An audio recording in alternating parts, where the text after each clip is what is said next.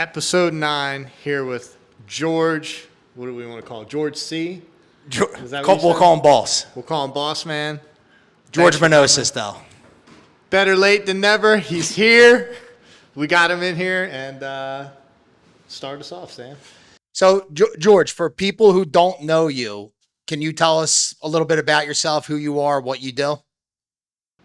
Well, I started out as a plumber, had a plumbing business for 20 years, got into real estate when I was 19, and I'm still doing a lot of real estate, a ton of it.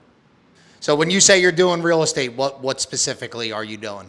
I do like major development, warehouse conversions, ground up, superstructures, etc. So you're a developer. Yes. Awesome. So what you were born and raised in Philadelphia? Like, tell us a little bit about your background. Like, not work-wise, but like growing up. Where did you grow up at? I grew up in Frankford area on Tacoma Street in the Whitehall Project section till I was like 14. Then I moved to Fifth and the Boulevard area, and then I just moved all over the city about 20 times. So you're born and raised in Philadelphia, still in Philadelphia. Still in Philadelphia. What's keeping you in Philadelphia? If you're successful, which you are, you've developed a lot of Philadelphia, and why stay in Philly? Do you not desire the suburbs, a little more quiet, your own kind of No, yard? I love the city. Philadelphia's a great city. There's a lot of opportunity here. You're never starved here if you hustle. And there's just, when I say opportunity, there's not just in real estate, but there's opportunity everywhere here. How did you feel during COVID, during your business? How was that, having so many structures and so many buildings? Did you have to deal with any break-ins? Did that slow anything down as far as developing? Actually, it didn't. Nothing slowed us down. We kept working. We worked right through COVID. So tell us about the neighborhoods you have developed. I was in Northern Liberties back in the 80s. I was in Fishtown. We built the first 24/24 studios, the first office/flex space in Fishtown. What year was that? 2008? 2008 area when the market crashed. I was in between Front Street and 6th Street, between Girard and Burke's, from around 2000 or maybe 1999-ish area building to about, I still have stuff there. And then I moved in that area. I lived at 2nd and Cecil B. Moore. In 1995, I bought a warehouse, converted it into apartments. I had my plumbing business downstairs. And then I just moved around the city, and I went to Fishtown again on Wildy Street and developed. Then from the Front Street, 6th Street, Burke's, and Girard area, I paid everything off, bought everything, sold everything in that area, and went into the Harrogate section. So for you getting into this, what was your intro into real estate, that this is what switched your direction from plumbing of 20 years? You had your own business, I believe you said? Yes. So what was your introduction into commercial real estate or real estate in general? What made you go that direction? I kind of got bored of plumbing. Plumbing's plumbing. I made a lot of money in plumbing, but I made a lot. It was money as well as you kind of get to do your own design things and build structures that you like, and that's what I like. Did you have a mentor or somebody to introduce you into this?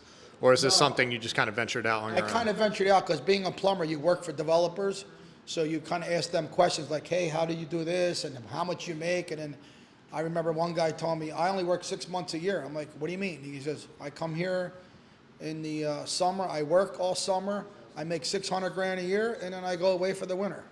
So I'm like, wow, I can do that too. So that's how I started. Now, did you have your own crew with your plumbing company? Yeah, we had about 20 people, about 10 trucks at all times. Too much of a headache for you and just... Well, there's always a headache in any kind of business, whether you have a hoagie shop or a plumbing business. It was 20 years. I kind of maxed out, kind of like my threshold of making money versus the headaches. So I wanted to venture off into something else. My mind goes crazy sometimes. So for me, it was like, okay, if I work that hard in real estate, I can make 10 times more. So I don't know, obviously I fight, and I'm not, and you've seen me kind of grow up through the years that you've known Sam, and Sam's been working with you and all those things. But what is your greatest challenge of trying to develop the city? Is it permits? Is it finding the right location? Do you have anybody that helps you market or helps you find the right deal, or is this just something you kind of scope out on your own? The hardest thing in Philadelphia, zoning, political stuff, and after the zoning, getting the city employees to give you your permits and follow through with things. So you obviously developed in a lot of different neighborhoods, like you were telling us. Right now, you're in the Harrogate section of Philadelphia. For people who don't know, like, explain exactly where that neighborhood is. It's north of Allegheny up to probably Sedgley, from Kensington Avenue, the west side, or I should say the east side, over to Aramingo Avenue. Okay. That's considered, most people would consider that a very rough neighborhood. Neighborhood that most people, if you're going to go develop, they would avoid that neighborhood. What do you see in Harrogate that others don't? Well, when I first went to Harrogate, they were building an interchange of 95. So I looked at it as a developer and said, oh, all the infrastructure's here. There's stores, the whole Aramingo Avenue, there's tons of grocery stores and all kinds of other stores. So you don't got to build the infrastructure. The highway is right there. You can go to Cherry Hill from Harrogate. You're 15 minutes away to Center City, and the same as the Northeast from that interchange. That I-95 interchange is what I believe is the biggest interchange from Maine all the way to Florida. So that's what brought me there, the advantage of being in Harrogate. No one else was there. Everyone was scared to go there. The streets are wider, the houses are bigger, and there's a lot more development that could be done with the land. There's a lot of span of land and empty warehouses. And that seems to be your specialty, right? Like, you go to abandoned buildings. Some of these buildings were built, what, in like the 1800s? Early 1900s, 1800s. Early 1900s. So the building's there, the foundation's there, everything's there, and you go in there and you just transform them? Is that like kind of exactly what you do? Exactly. We go in, gut them, keep the bones. The bones are good, we keep them, and we restructure them inside. Do you enjoy that the most about developing, is like keeping the integrity of these buildings? Because these buildings are brick buildings. They have the wood beams in them that you couldn't recreate this. If you wanted to recreate one of these buildings, would it be almost like, it wouldn't make sense financially? You can't even get the craftsmen to build this stuff. The people today in today's world can't build what they built back then. And if you took a building, example, the Sterling building, 2155 Castor, you couldn't build that building today. You couldn't find the craftsmen. If you did, just to do the brickwork there, it would cost you $100 million in today's world. Yeah, yeah. And another thing with Harrogate is the mass, so you have the Market Frankford line that runs through that neighborhood, and the Tioga station right there. When you're developing, is public transit important to a developer? It is. For most, it is for myself once they fix it. Right now, it's not feasible because people are afraid to take it. Okay. So, and you slightly talked about like the politics in Philadelphia making it difficult to develop. What policies or regulations make it the hardest to improve Philadelphia right now? I'll give you an example. Just take Harrogate. That section, they should have a special force there for people that are dumping private money in there, and they should kind of cater to the people to make things go faster so the development goes faster. At the end of the day, there's hundreds of millions of private dollars going into this area. There's no cleanup, there's no police, there's no special inspections there. It's just, everything's slow drag. They should try to redevelop the blighted areas faster than worrying about Center City or Northern Liberties. They're already developed. If you look at it, they're in Center City, they're in Northern Liberties, they're in Rittenhouse. They're not worrying about the other outskirts that they should be worrying about. Yeah, and you know what? Living in Philadelphia, I'd say that's the most frustrating part, is the lack of actual resources. You know, you obviously have a crime issue and you have a drug issue. What would you say is the biggest issue in Philadelphia? Would you say it's crime? Would you say it's drugs? Crime is number one. Drugs is everywhere. They need to control it or contain it. But there's crime everywhere. Yeah. Is it the worst city in the country for crime? No. Is it rampant? Yes. What potential do you feel like? All right, so when I look at every major city on the East Coast, you have Boston, you have New York City, you have Washington, D.C., and you have Philadelphia. What do you think separates Philadelphia, like, as an option for people to want to come here from the rest of the major cities here? Well, first of all, it's the cheapest city on the East Coast to live, number one. Number two, it offers a lot more opportunity than Washington, Boston, all the other New York. So you have a lot of people from New York, Boston, Washington, Virginia, Baltimore coming to Philadelphia because it's the cheapest city to live in on the East Coast. And again, getting back to the beginning conversation, opportunity. There's a lot of opportunity in Philadelphia. If you look around and you drive around the city, it's a big city. There's a lot of pockets that can be developed.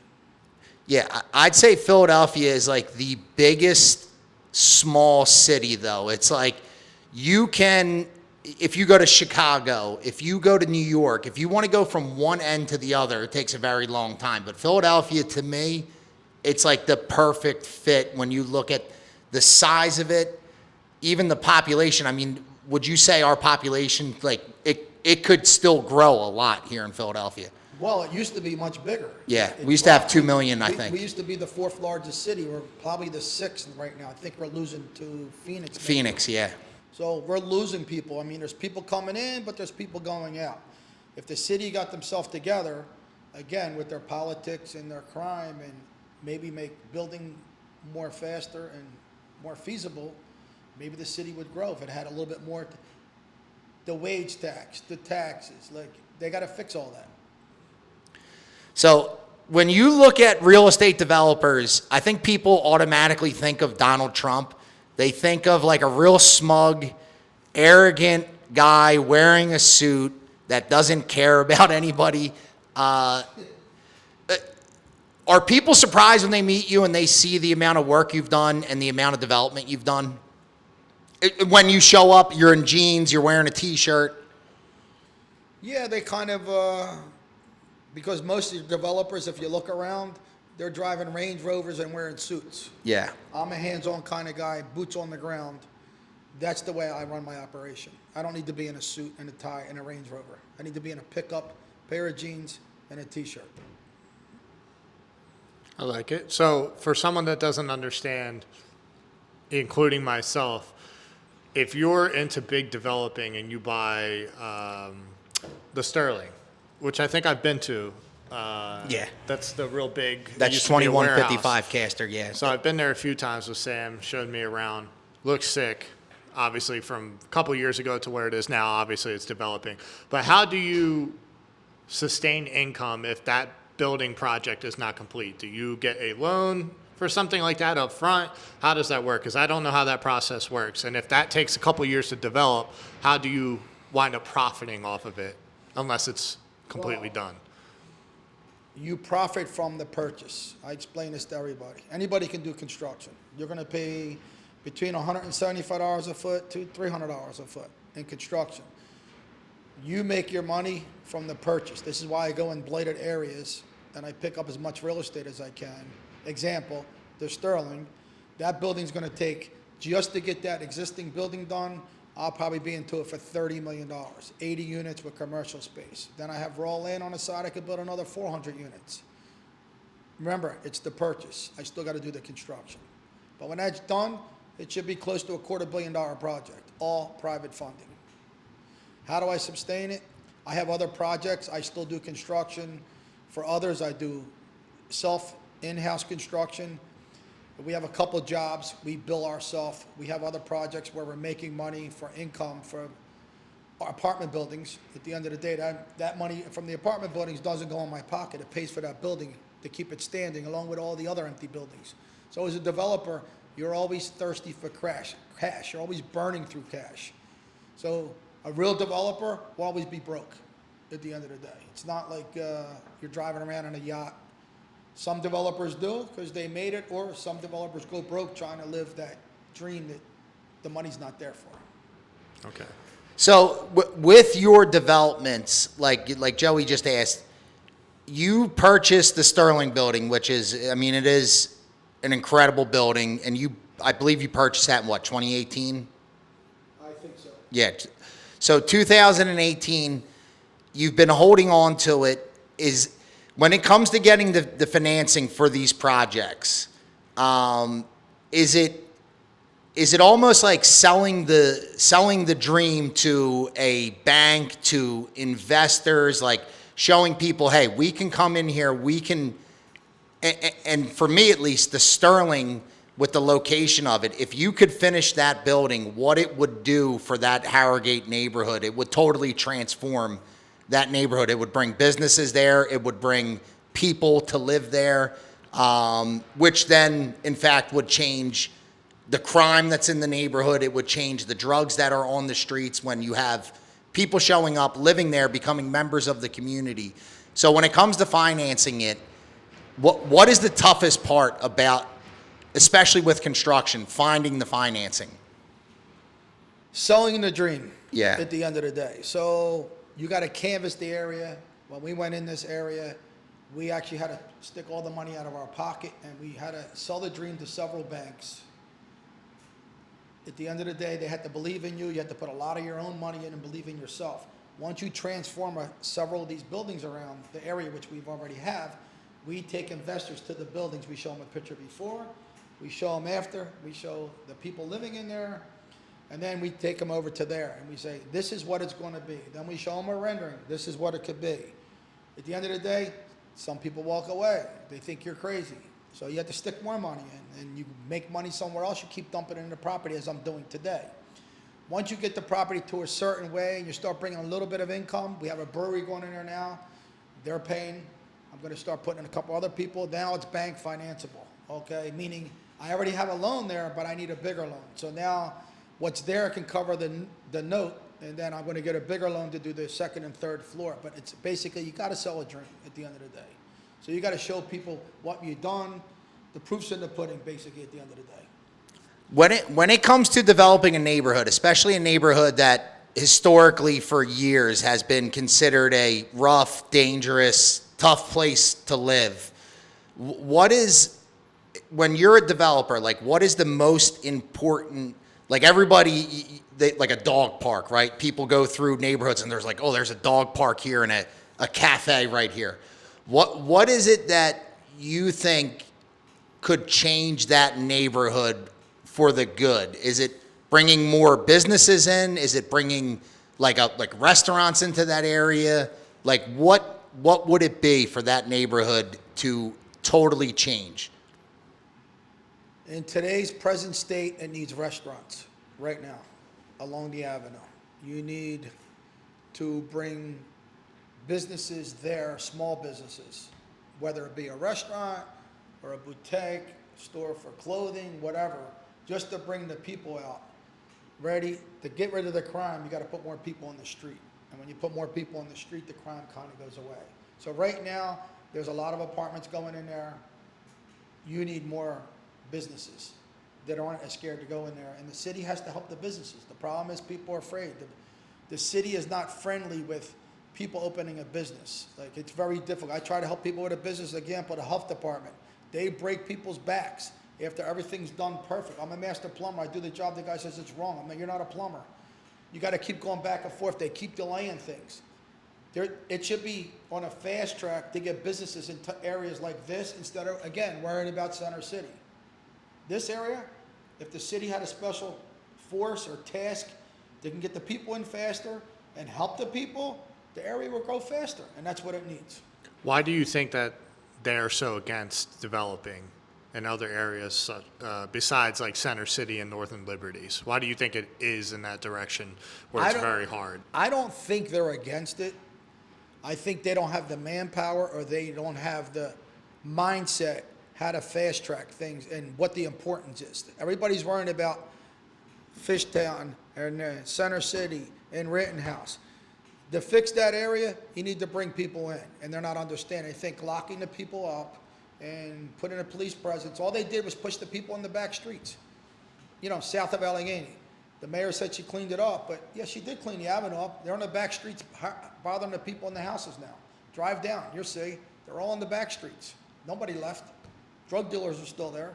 The drugs addicts are still there. So if you put people in the stores, they will eventually go. I can tell you from Front Street, I was at Front and Girard. I developed that area. It was just like Kensington and Allegheny. I put stuff there and other developers came in behind me. They cleaned it up. You can't touch anything on Front Street. There's restaurants everywhere, just right there at Front Street. So for those watching who don't know, I work with George. George has been a mentor to me, and a lot of the stuff you have taught me, I was able to pass on to Joe as well, which has improved my life tremendously. And you do a lot of very unique things that most people don't do when it comes to developing that I really admire. And one of those is, and I'm very curious to where this idea came from. When you develop these old buildings, the basements of these buildings, right? You take them and you divide them into smaller retail / office / service places for people to run businesses. These are, what would you say, like 12 by 15 foot set, like rooms basically? Exactly. Yeah. I call them incubators. Incubators, yeah. So you have people that do hair, that do nails, that do eyelashes, people who run there, whether it's a real estate office or whatever, out of these office, these little office sections you create. Where did that idea come from? Because when you look at your finances on a building, I believe our office building in the basement, we have 16, 8 on each side. So if you're charging $1,000 a month, $800 a month, you just brought in, let's just use $16,000 a month. That building cash flows now. Where did that idea come from? Because I do see you're really like the only person in the city that does something like this. It started out when I did 2424 Studios. When I sold that, I went to Second and Cecil B. Moore and took the open space and made little offices there and started renting them out for $400, and there was a big demand for it. So when I came to Harrogate section, I look at the buildings and I'm like, wow, these ceilings are high. It's going to be a waste just to waste this basement. So you put windows in it, you bring life to it, you put heat and air down there, and what we do is we don't charge any utilities. Everything's included in your rent. So I just chop it up and put it out there, and we're lucky that people come, they like it, and we call them incubators because usually people come here, they rent a space, they build their business, and like, oh, now we need a brick and mortar store. So we try to get them on the avenue. So, and then they rent to somebody else, like they'll rent to their friend, like, hey, take my space over. So it actually helps. I want to help people get in business. So this does give them a stepping stone to get in business for themselves. So they don't really have a lot of overhead at the end of the day. So you're really helping people, but I'm not wasting space either. So it's a win-win for both, a win for me and a win for them. What businesses, like, so they start off, whether they're doing nails, whatever their business is, what businesses have you seen in Philadelphia that have the most success in your incubator stage? Well, there's home health cares. There's people they're contractors, they have office space. There's a lot of hair, nail, like lady things getting done. Barbers in that area. They're all going from little places to storefronts. Yeah. Because they're growing their clientele. So you own a lot of properties in the neighborhood, and you own a lot of properties on Kensington Avenue. When you drive down Kensington Avenue from Lehigh to Allegheny, it is a barren wasteland. It is like, you'll see several retail spaces, but the retail spaces are like, like little tiny convenience stores. What is your plan to transform the avenue? Because when you reach Allegheny Avenue, you start to see a change, and you have, I don't know the total count, but you have several, whether it's restaurants, beauty salons on the avenue. So like, what is your ultimate vision for Kensington Avenue right now? Well, North of Lehigh and south of Allegheny, I don't have a plan. Yeah. I'm concentrating on Harrogate, which is north of Allegheny, all the way up to Erie Avenue. Basically, you're going to go into Juniata area. That part of the avenue, my plan is to kind of do what everyone's doing towards Front Street, bringing restaurants in, bringing stores in. That's the goal at the end of the day. What is your favorite thing of being a developer? What would you say that being a developer is your passion for life? Is this the last adventure that you want to explore? Is there something bigger beyond developing? It's my passion. I love designing. I love doing things that everyone else is afraid to do. Like, I'll do things that people are like, who was the interior designer? I'm like, I did. Well, who did? Why'd you do that? Because look, I took that old beam and put it over there. So it's kind of like art for me. Where does that come from? Because I have always noticed that about your buildings. When I first met you, I was like, man, he must have like a designer or an interior decorator from New York City or Los Angeles to come up with these ideas. So where did that creativity come from? Honestly, I don't know.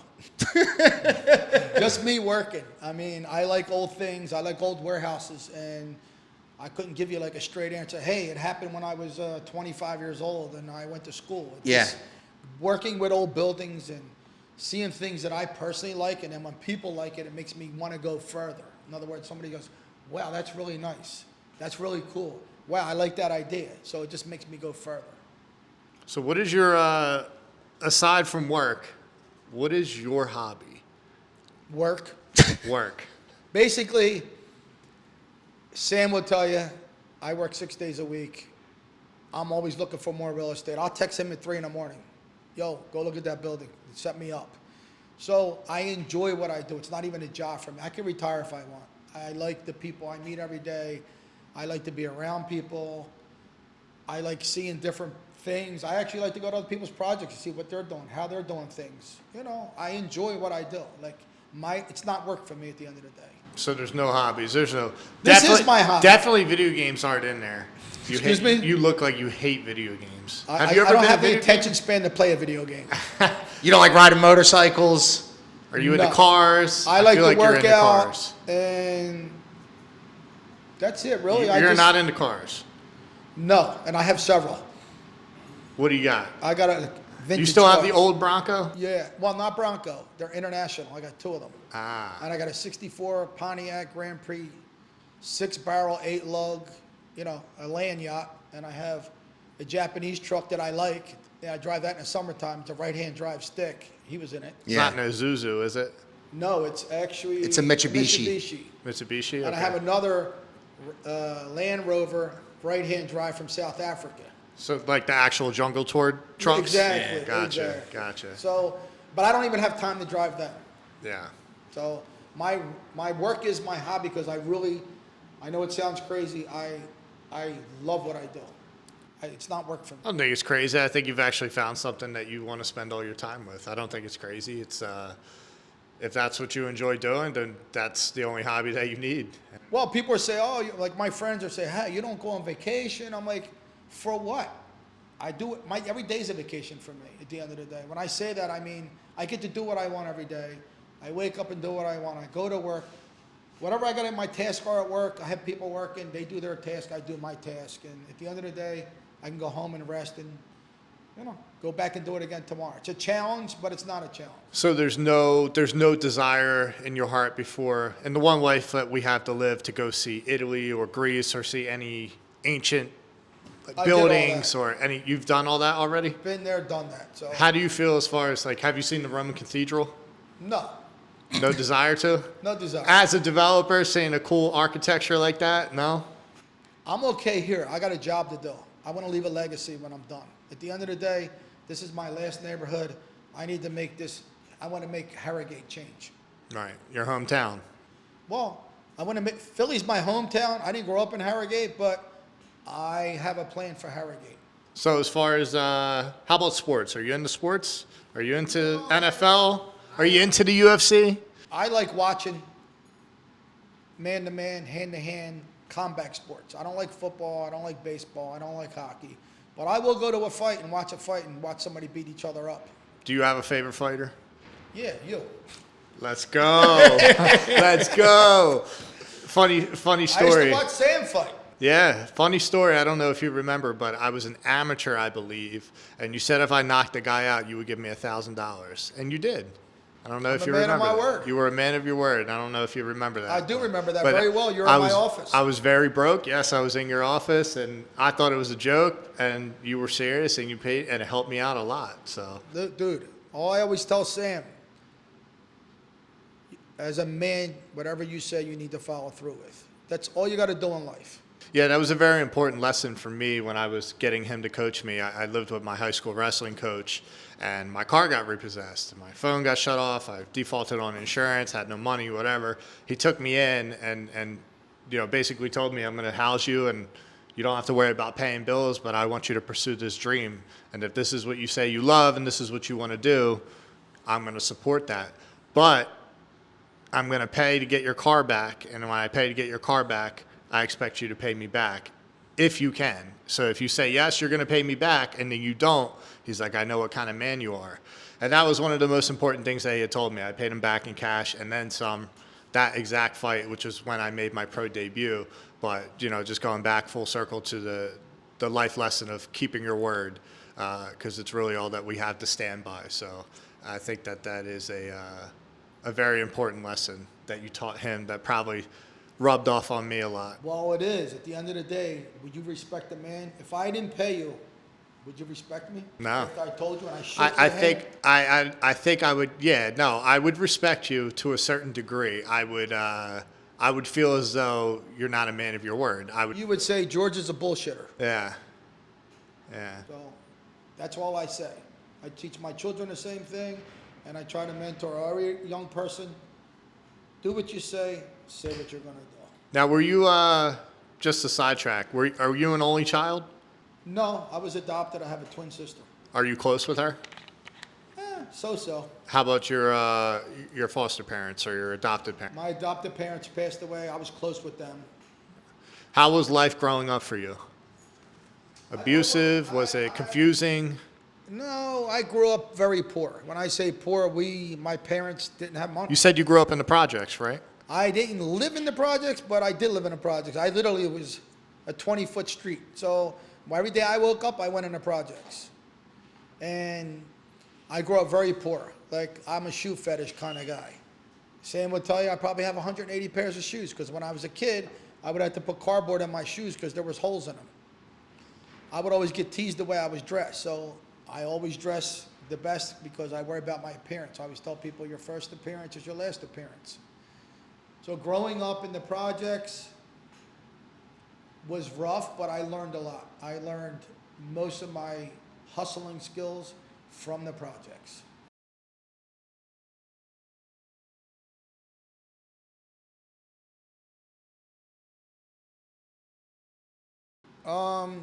Growing up in the projects, I can say I never got jumped. And being the only white kid in the projects, well, being there, Now, is that how they viewed you, as the white kid or the Italian kid? well, they would say the Greek Italian kid, kid, but the white, we were the only white family there, but my parents weren't Italian. My sister and I are, so we get dark in the summer. So, we kind of blend in a little bit. Make a long story short, we were never treated any different. So when people start talking in today's world about black and white, I go crazy because when I was young, it was not like that. I was treated so good. Like the people in the projects treated me like I was from the projects. I was them. And when you say, did I have any fights or anything? Yes, I learned how to fight in the projects. We would fight for $1 a fight, 10 to the head, slap boxing. Meaning, the first person who slaps the person on the head It's one. won the fight, and you win $1. So sometimes I try to get $10 a day doing that, being left-handed, being skinny, and being fast. Okay, so did you box at all in any period, or was it just? I did box a little bit. I sparred in the Harrogate section when I was younger. I never got a professional boxing. My dad would tell me, yo, your skin's too soft and you're too good looking. Get at it. Don't go in there fighting. So I didn't really go in fighting because he's like, look, you're a good street fighter, but you're never going to be a good professional fighter. You're too smart. So that's why I never got into it.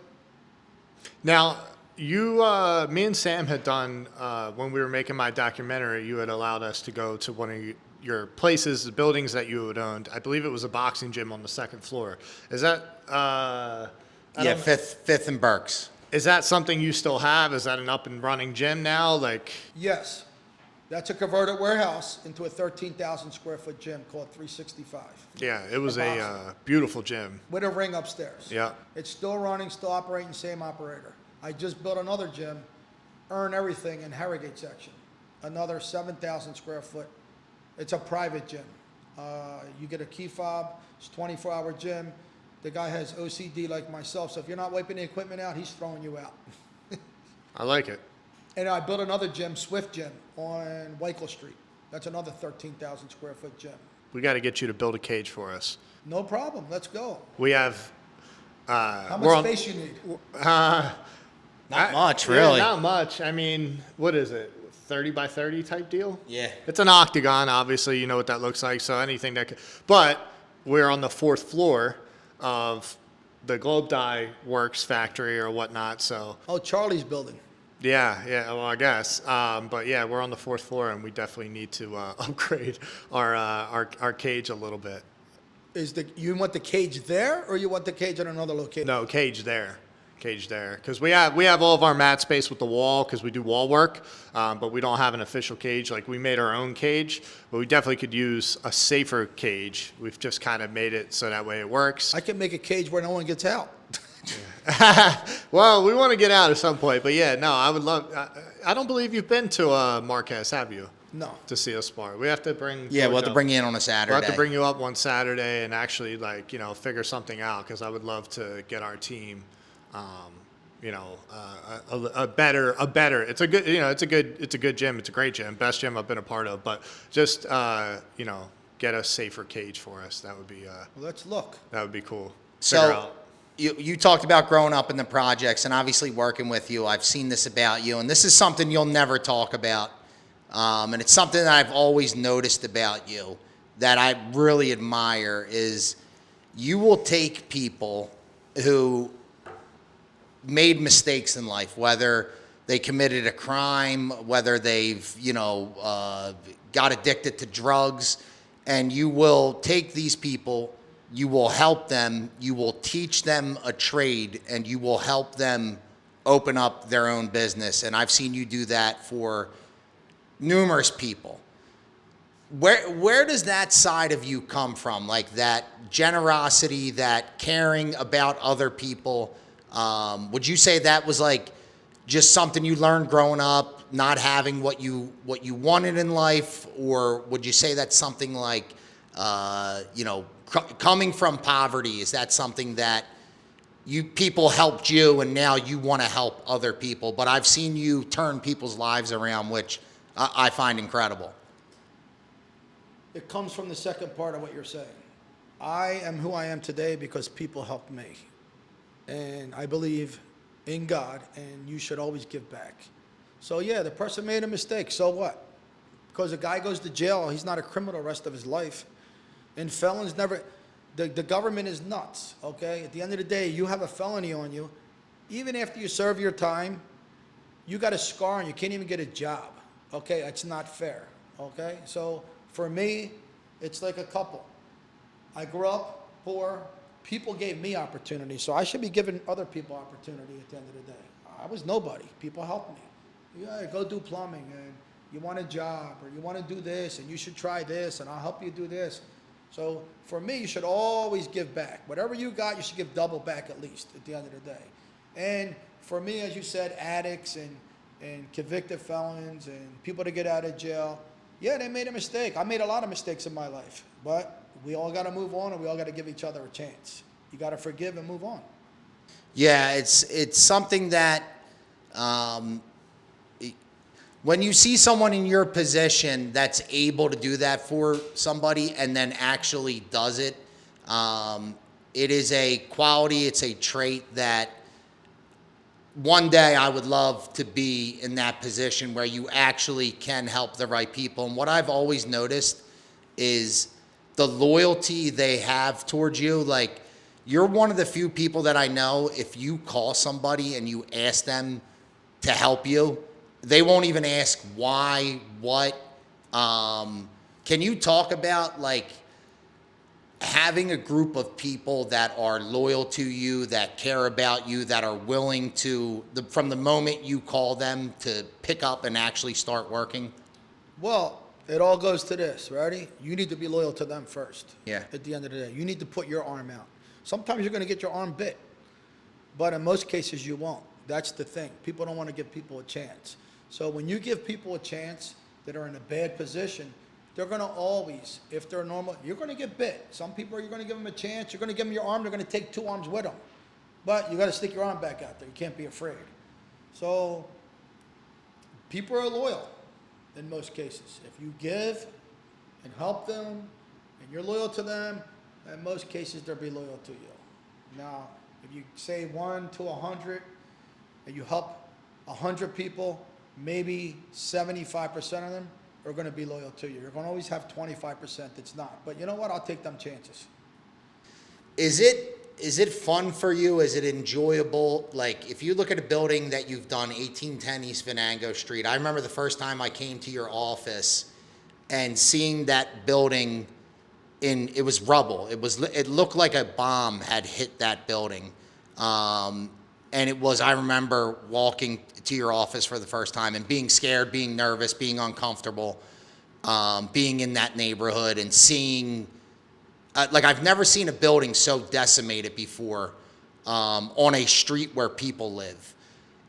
The process of taking what looked like absolute garbage and turning it into something beautiful, is that, like, at the end of the day, is that something you really enjoy to look at, to know that your work went towards totally transforming what this looked like? That's what I enjoy the most. Taking a bombed out building and creating a beautiful structure that we have right now, which will be there for the next 100 years, God willing. Yeah, So because you just did that one in transform- concrete. That corner you're talking about is Ruth and Venango. That was the biggest hooker and drug corner in Philadelphia probably for 40 or 50 years. We went in there, we put security there, we had to chase everybody out, we developed.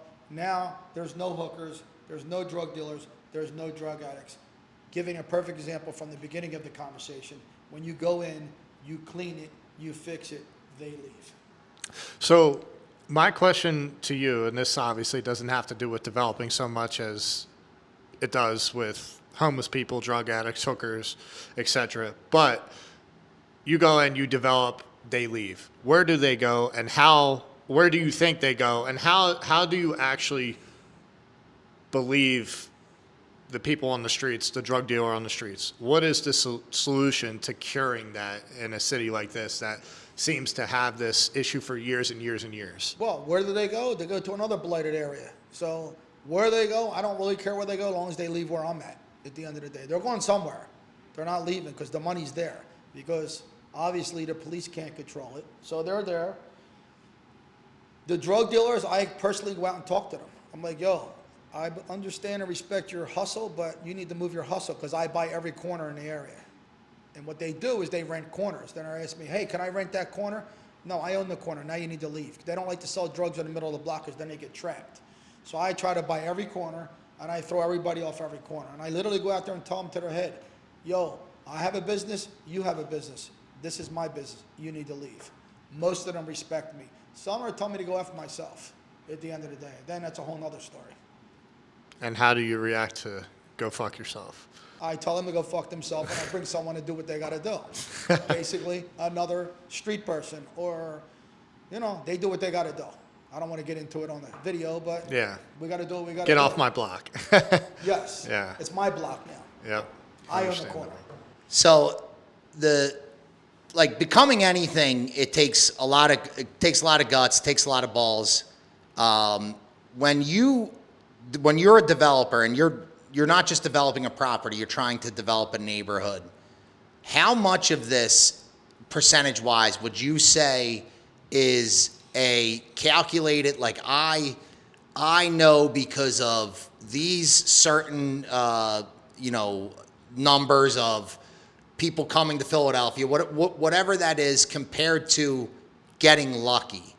You get the right opportunity, the right thing shows up. Like, how much of this is calculated compared to you getting lucky, you think? I'm very lucky, number one. Calculated, I just do numbers. I'm a numbers guy. I don't go into statistics because statistics, no one would give me money in that neighborhood. They didn't believe when I did example J Street that I would fill the building. So I always be very conservative when I do the numbers. If the numbers work and I got to pay for the building myself for a year, I will. But I always say, you build something good, the people will come. This is not my first neighborhood. This is my fifth neighborhood at the end of the day. So I know what I'm doing. My product, I'm not blowing smoke up anybody's ass here, but my product outperforms and is probably one of the best products in Philadelphia because I overperform. I don't do cookie cutter stuff. So I know my stuff's going to get rented. If it gets rented from my conservative rate, I'm good. Anything over is profit. So that's the way I look at things. And I've personally seen some of the high-rise apartments, which I think are sick. The development of like how you've done everything. I don't know what the fuck the word is for it, but it's very beautiful. It's very nice. It's very clean. It's very modern too. It's not like the color choices are like fucking grandma's house with the pink fucking corn shit on the ceiling. Very nice, very classy, and I've seen it, and I think it's. I think when people see it, once these big projects get done, I think it'll fill up quick as you have envisioned. But I can't wait to see. I believe it's the Sterling. I can't wait to see that. Oh, the Sterling's going to be sick. And at the end of the day, somebody just asked me this: why do people come to your area in your buildings versus going to Northern Liberties? And I tell them, first of all, I give double the size. Second of all, I give a gated community. Third of all, I provide parking for each and every unit. And fourth of all, I give security 24 hours a day. You're not getting that in Northern Liberties. You're not getting it in Rittenhouse. Yeah, I charge good rents, but you're getting double the size. And what the product does inside is 10 times nicer than any product out there that anybody else has. Because I build them if I was going to live in them.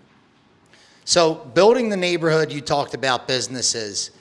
Obviously, if a business is afraid to come to a neighborhood, right? Like you said, okay, it's gated, I have security. Is there anything else you would offer a business to attract them into the neighborhood? Example, just on the avenue, I have 24-hour security. So all my stores have 24-hour security. I have a crew that goes around and cleans the streets because I pay $10 million in real estate tax in Philadelphia. I get no street cleaning, no police protection. So I got to clean the streets myself. It costs me $500,000 a year plus. I have to do my own security, $1 million plus a year. So that's what I offer. And then, example, if a restaurant wants to go in, I'll build the restaurant out for the person because they don't have the $100,000 or the $150,000 to put the equipment in. So they want a restaurant, I'll build it out for them. I'll say, look, I want you to come in the area. I'm going to charge you this amount of rent till you get established, and then it's going to be a little more to help me take the cost of building the restaurant out. I hope so I got to anybody. invest in with them. I hope like when this podcast comes out, people hear that and see that. Like any entrepreneur, any restaurant owner, any business owner that, like you said, you do the fit out. Like you will put in there what they need in there and help them get started for coming in and investing in the neighborhood with you. Exactly, because most people don't have the upfront cost.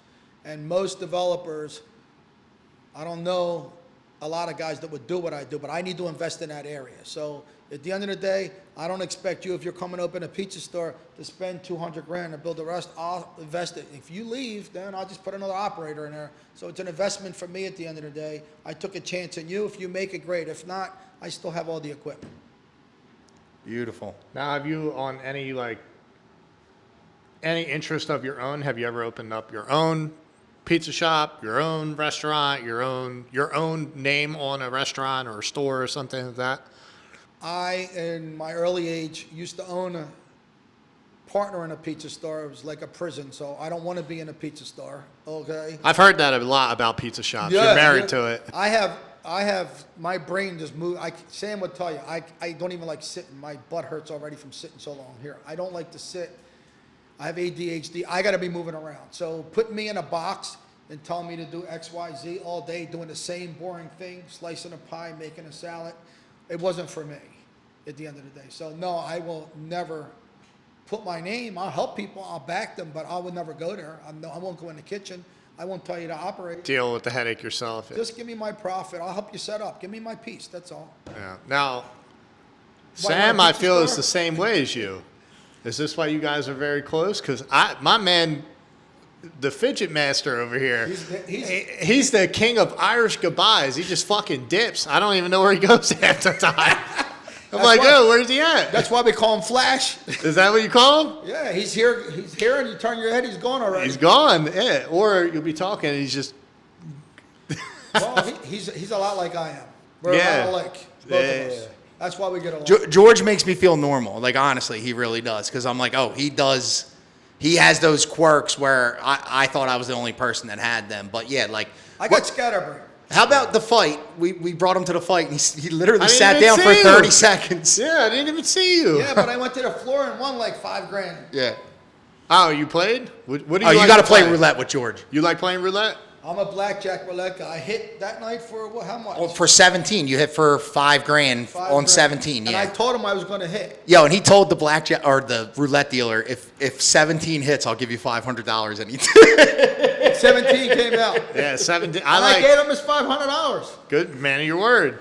I like the 1 3 5 17 play. That's always I like those numbers. Yeah, Yeah, but we'll definitely have to go because I like playing I roulette. love roulette. Like again, I'm a gambler. I gamble on myself every day with real estate, and if I have a chance to like go play, like him and I will go, or I'll go sometimes by myself. Go there if I feel a little lucky. I don't go with a lot of money. I'll go with max $2,000 in my pocket. If I win, I win. If I don't, I don't. A month ago, I won $10,000 on roulette, and I put $250 on 17, and I hit. I ain't never been that fucking lucky in my life, man. Fuck. Well, Joey is good at roulette, though. He But is. you got to put your balls on the table. You're going to lose. I always say everything. Scared money makes no money. And you have to lose to appreciate the win. I don't mind losing because I appreciate that win. If you win all the time, you're not going to appreciate it.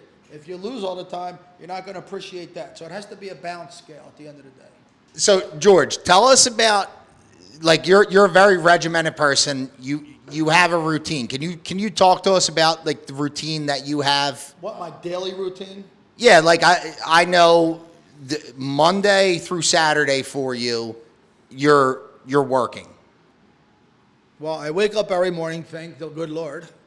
I used to let my dog out. She just passed away. Yeah, sorry. So I get up, I work out. I have a double espresso. I have a home gym. I work in my gym a full hour. Then after that, it's phone time.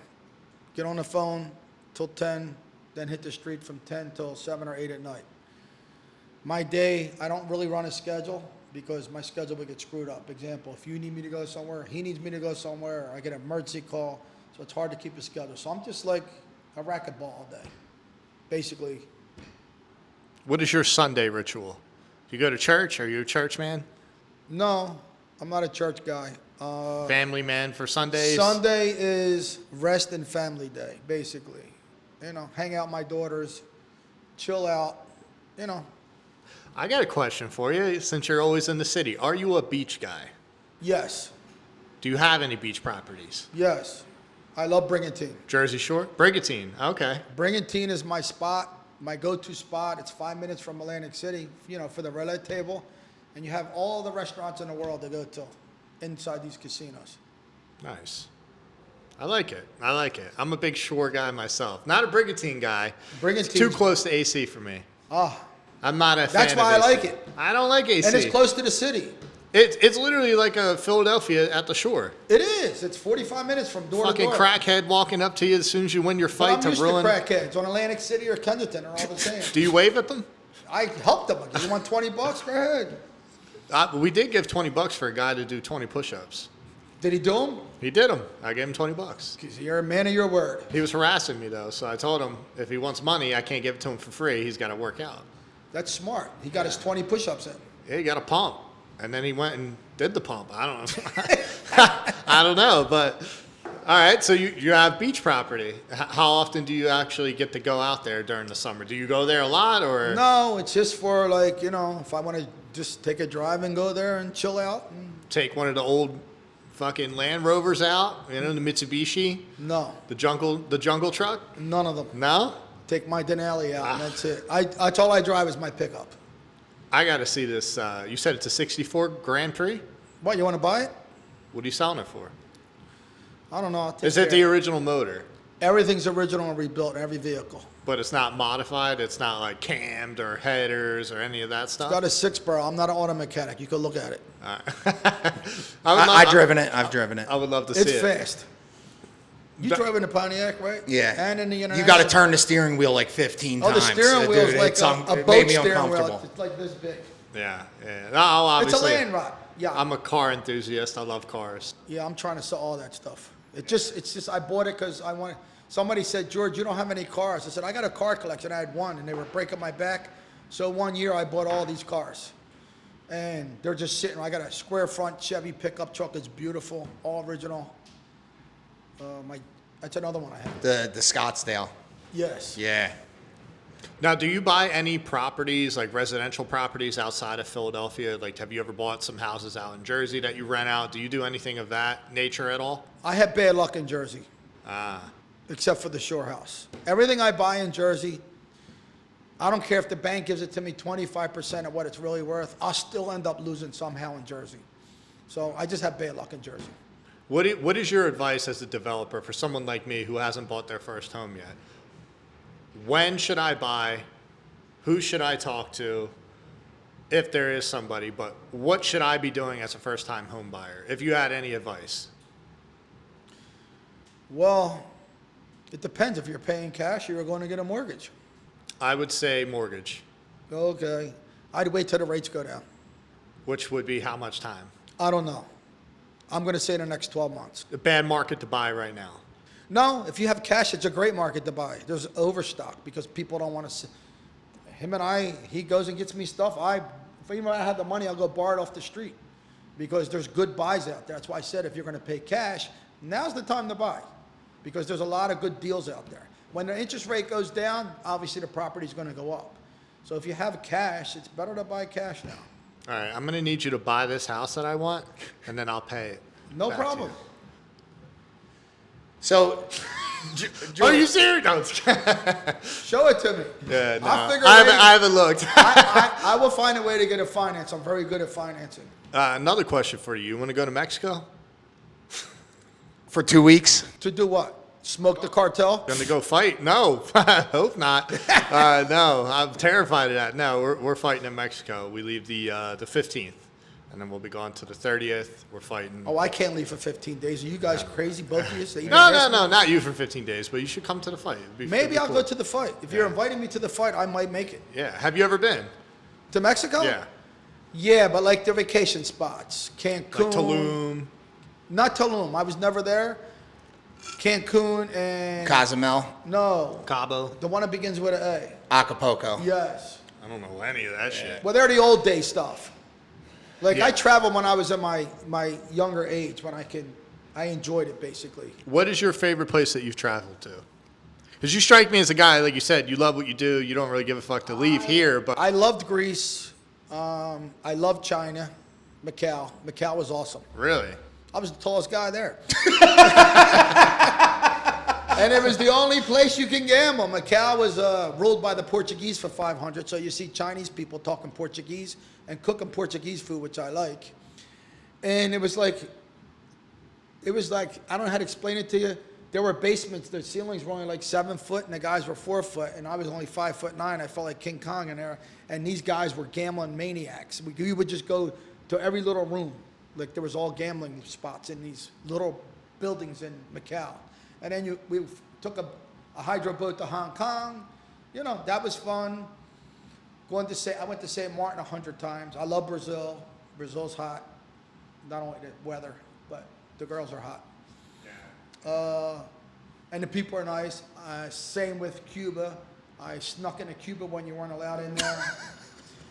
It was great. The people were awesome. I stayed there 15 days. They're the nicest people in the world. They treated me very kindly. I stayed at their houses, and you know that's the kind of stuff I like to do. I don't want to be in a resort. It sounds like you still have a desire to travel when you talk about I will. I will. I like to, but I don't want to travel now. There's too many planes crashing. 7 plane crashes in a month is a problem Great. for me. Yeah, me and Sam, Yeah. we're done. So, and when I want to travel when I have my mentally like free. Right now I'm not free because the way the market is. Yeah. I'm trying to get financing for the last 30 months. It's tight out here. Once things loosen up, you know, I'll travel again. But I don't mind traveling. It's just when you travel and the way things are stressful today, if you travel for 3 days, you got 3 weeks of work in front of you when you come back. And you might miss an opportunity at the end of the day. You know, that's why I need to be free. If I get a phone call and I'm stuck somewhere and I got to go see something, I could lose $1 million. Somebody could have called me for $1 million deal. And I just lost because I was out there goofing off somewhere. So, George, if people are looking to rent a property, open a business, where can they find you at? Where can they go? Is there a website? Is there? There's websites. I think you know my website's better than I do. GMHoldingsLLC.com if they wanted to rent a property. And Stronghold Development and Construction LLC.com. LLC.com. If they, because you have crews. If people need work done, you can do the work too.